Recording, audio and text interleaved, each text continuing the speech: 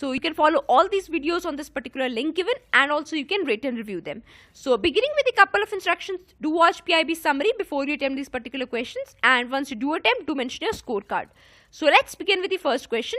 Which among them is correct? A. Kurunji flowers are found in western Himalayas. B. They bloom once in 12 years. C. The cycle is a survival mechanism that they follow.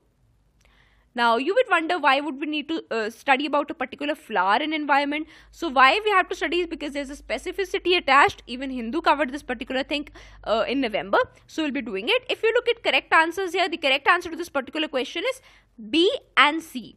The first part is wrong. Why? Because these are the popular flowers not in western Himalayas, rather towards the south, mostly in Shola forests and Nilgiri areas. So yes, it is a survival mechanism whereby they bloom to a large numbers, also known as masting or mass seeding, which increases their probability of survival. Next, which among the following is true? A. P notes is a derivative instrument. B. It is issued in foreign jurisdiction by a SEBI registered FII. C. They are also known as overseas derivative instrument.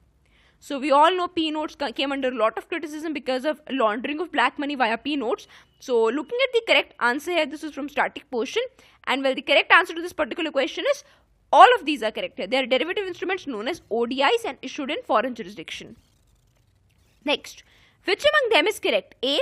Point of sale terminals are used to process both credit and debit cards. B. It is the customer who has to pay the charges for using point of sale. C.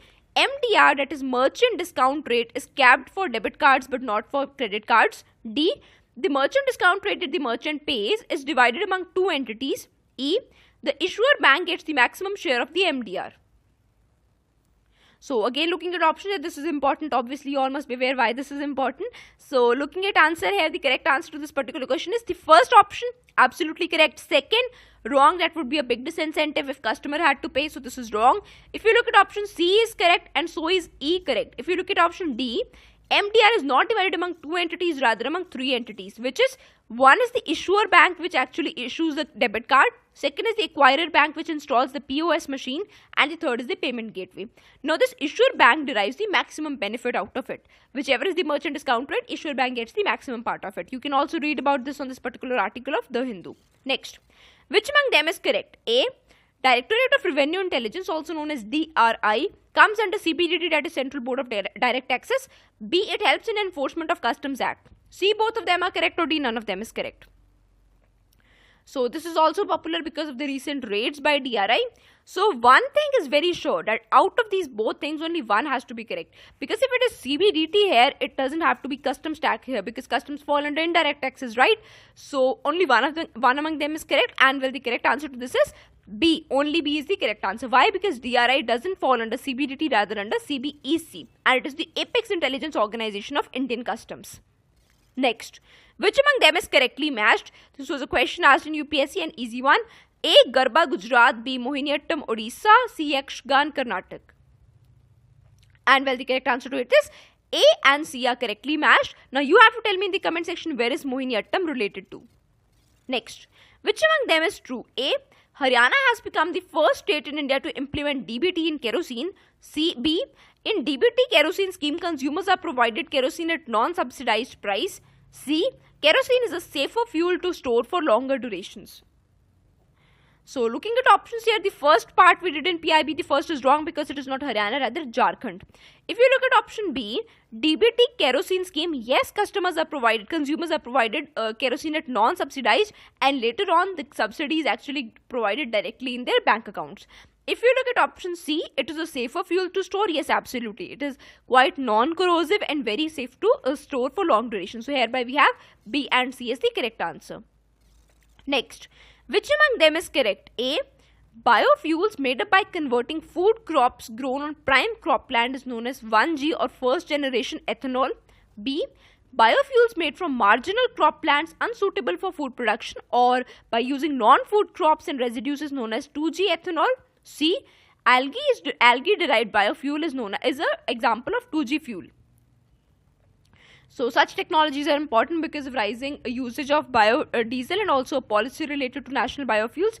So if you look at option here, the correct answer to it is A and B. Why C wrong? Because algae is not an example of 2G fuel, rather it is an example of 3G fuel. Now you have to search what does third generation ethanol means. Already first and second generation's definition is given here. Now go search for third generation. You can mention it in the comment section. So hereby we have A and B as the correct answer. Next, which among them was or were common to both Buddhism and Jainism? A, avoidance of extremities of penance and enjoyment. B, indifference to authority of Vedas. C, denial of efficacy of Vedas. So I'm sure you must be able to hit it. It is very easy one. So which among them was common? The correct answer to it is B and C. Why is A not common? Because while Lord Buddha suggested for middle path, Jainism actually went for a lot of penance and extremities or curbs on enjoyment. So hereby we have B and C as the correct answer. Next, which among them is true? A, National Company Law Tribunal has been constituted under Companies Act 2013. B, it was constituted on 1st June 2016. C, its principal bench is located at Delhi. D, it is formed by Ministry of Finance. It was formed by Ministry of Finance. So this is important because of the Tata controversy, who have taken that controversy to National Company Law Tribunal. So you must know about what the tribunal actually stands for and its formation, etc. So looking at options here, the correct answer to it is A is correct, so is B. If you look at option C, that is also correct. It has various other benches. It is almost 10 to 11 other benches also.